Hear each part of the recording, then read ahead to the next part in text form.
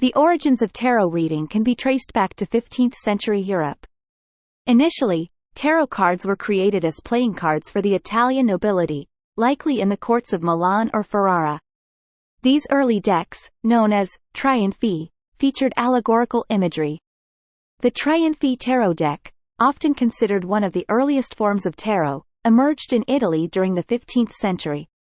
Its name, trionfi, is derived from the Italian word for triumphs, reflecting its original purpose as a set of playing cards.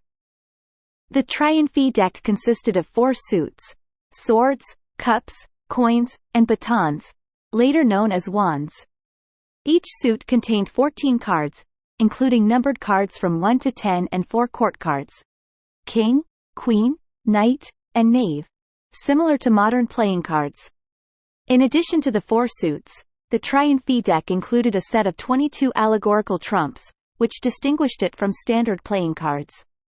These trumps depicted various symbolic figures and scenes, each with its own unique meaning and significance. These trumps later evolved into what is now known as the major arcana in modern tarot decks. The imagery of the trionfi deck was rich in allegorical and cultural symbolism, reflecting the artistic style of the Italian Renaissance.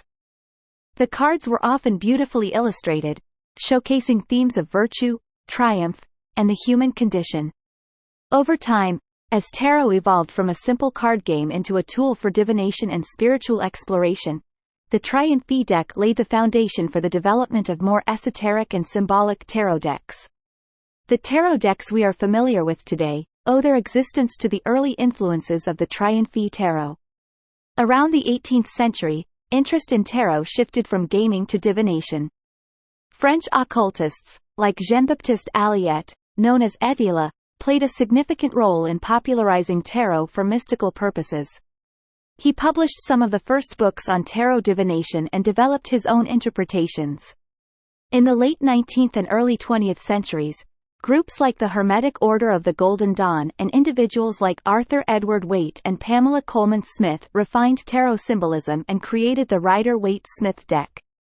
This deck, with its rich imagery and esoteric symbolism, became one of the most widely recognized and used in tarot readings. Tarot reading gained further popularity in the 20th century, especially during the New Age movement. It has since become a widely practiced form of divination, drawing on a blend of historical symbolism, intuition, and personal interpretation. Remember, while tarot has deep historical roots, its interpretations and usage can vary widely among practitioners.